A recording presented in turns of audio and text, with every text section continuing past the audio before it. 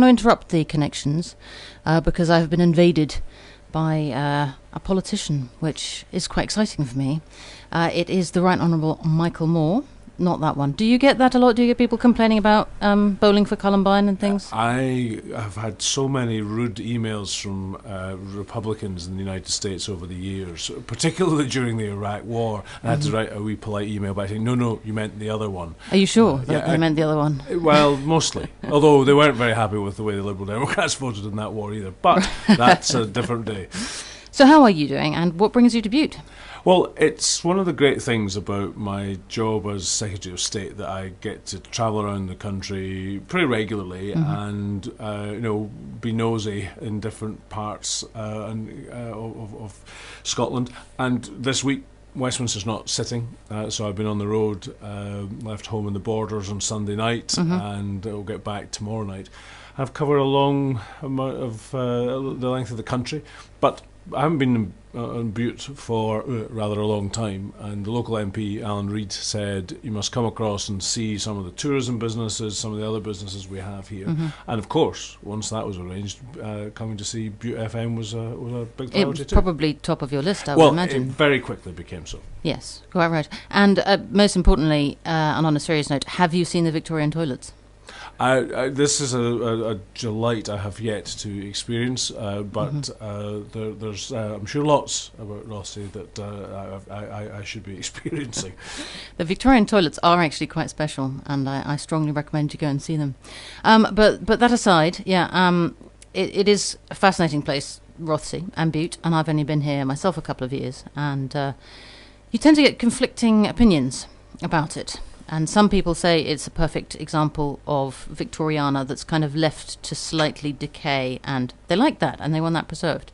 And then you've got other people who say, no, we must tear it all down and build glass fronts and let off fireworks every weekend and have raves and things.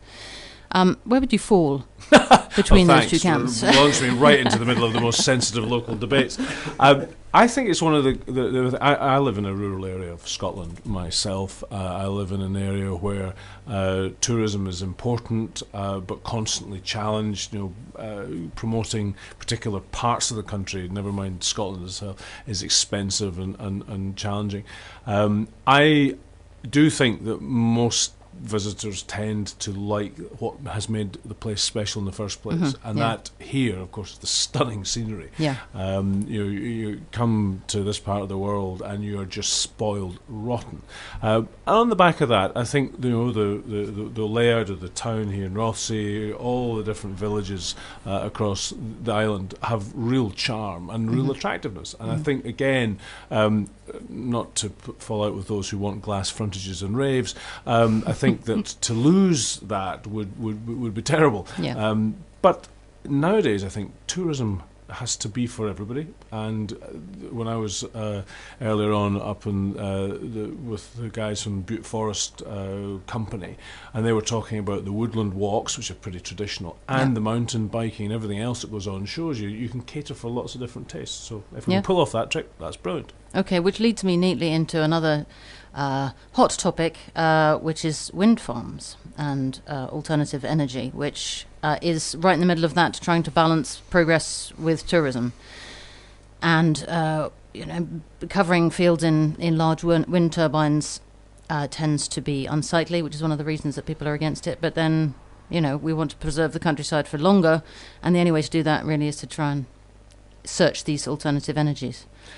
It is a big challenge for us, and we've got a couple of things going on at the moment for the country as a whole. One is the fact that the old ways of generating our electricity, our energy, are the plant, the power plants are getting old and need replaced. We've got staggering amounts of money we have to invest just to keep the lights going. We've also got this unavoidable problem about the depletion of our environment through carbon dioxide and all the greenhouse gases. Climate change is a massive issue. We've got to move away from our reliance on the old polluting forms of energy, but we've got to kind of keep the balance and keep the mix right. Now, one of the great things about Scotland at the moment is we've got a very wide range of renewables that help us to meet our targets for climate change. I was looking at figures the other day. Just over 22% of our electricity in Scotland is generated by renewables. Now, at the moment, much of that is these big turbines on land. Over time, that will also be offshore, although I'm sensitive to the fact that in this part of the world, that's not universally popular either. But today, I was at a hotel and leisure complex where they've invested in biomass boilers, so moving away from oil so that they can use wood chip that we've got in abundance. We're going to have to be really smart and clever about mixing all this together, and not covering every last hill with turbines. Yeah, well, it is a hugely difficult topic, and I'm delighted to have got the chance to ask you. I'm sure you're less delighted to have been put on the spot with it. But so let's move away from the more serious stuff. You say you're from the borders, Jedburgh, is that right? I was at school in Jedburgh. That was where my dad was local minister. My mum was a local physio there, and that was over 30 years ago. We moved to the borders, and it's been home pretty well most of the time since. A great part of the world. And what brought you to politics?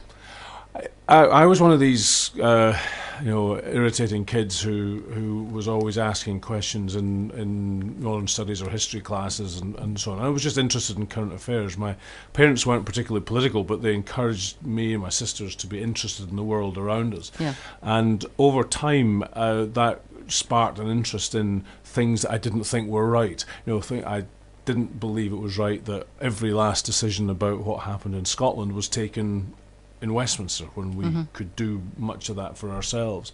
So I was early on very keen on the Scottish Parliament. But I'm a child of the 80s. At that time, some dodgy music from that stage. Let's not go there.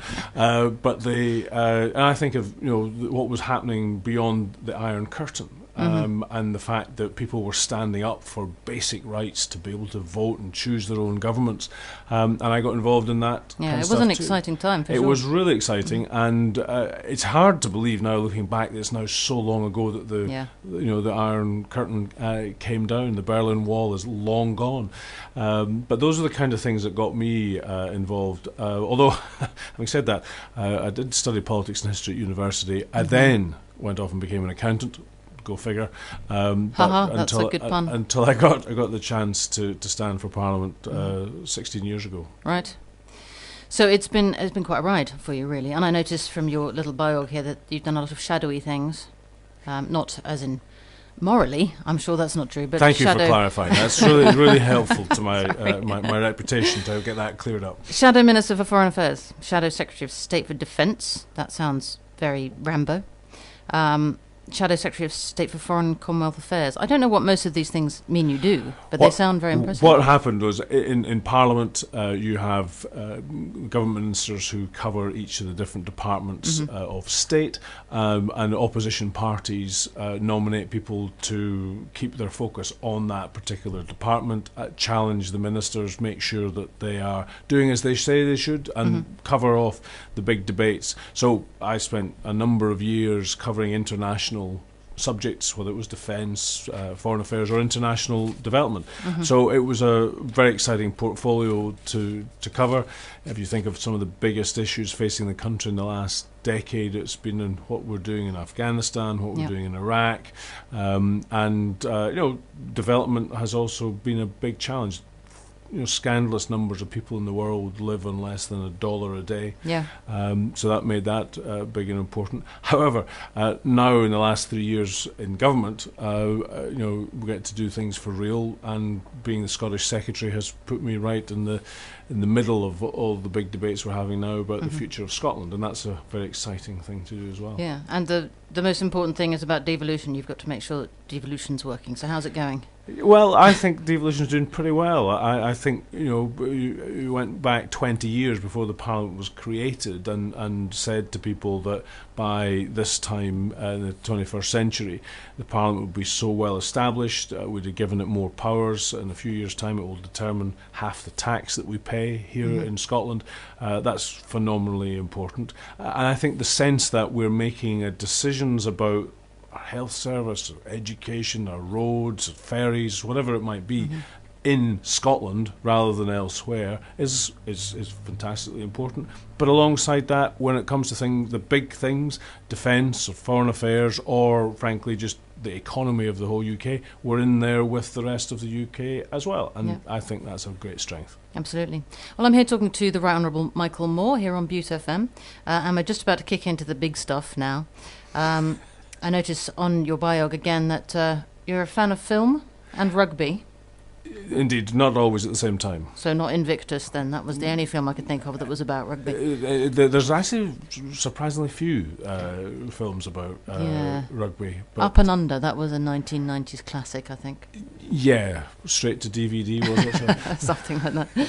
So I was actually, it's interesting because I was going to do half of my show on songs from films, but do you have any particular favourite films rather than Actually, I don't know what it says about me, but one of my big favourites is Heat. The Val Kilmer, Robert De Niro, Al Pacino. Mm-hmm. Absolutely, which is a very, very intense starting film, and actually a very long film. Yeah, it could have done with a pair of scissors, I thought. Well, I'm one of those the folk who've watched it several times, and I pretty well know every last line in the plot, I guess.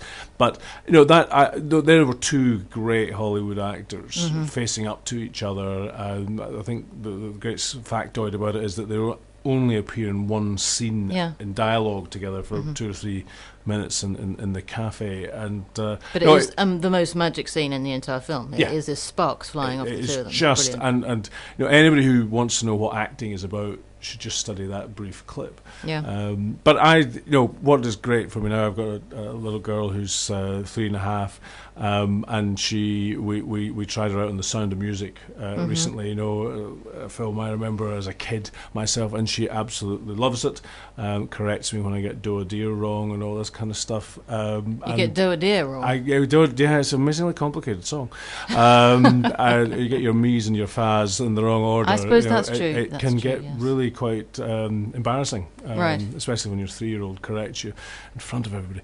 But the power of film, that it can appeal to my daughter and my parents and me in all these kind of levels. I think it's amazing, and it's a great relaxation. Yeah, absolutely. Well, I'm a huge film buff myself, and Heat is that puts you in the category of quite cool, I think, when it comes to favourite films. There are some people who tell you their favourite film and you think maybe you should have kept that to yourself. But Heat is a complicated and quite a deep film, I think. Well, I'm glad to have made the grade. Yes, congratulations. I'm sure you will take that home with pride. But rugby, did you play rugby yourself? Very badly. I'm 6'5" and was an eternal disappointment to my rugby coaches and everybody else. I don't know what it was. I didn't, I think, lack application, but clearly quite a bit of talent was missing. It's always unfortunate when it's the talent that's missing. Eager but not much good. Yeah.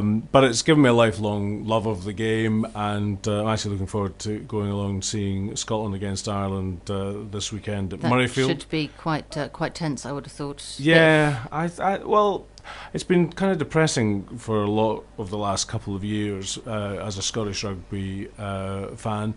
But the Italy game, I think, has just given everybody a great fillip. So let us hope that we remember that as we go on the pitch. And what position did you play? As I slowed down over the years, I moved from number 8 to second row, and eventually just realised that I couldn't even catch the ball. So it was, Sponge boy. Yeah, exactly. Do you have sponge boys in rugby? I think everybody knows what you mean. I'm more of a football kind of a person. So, well, it has been a real joy to speak to you, and I'm going to play another wee song.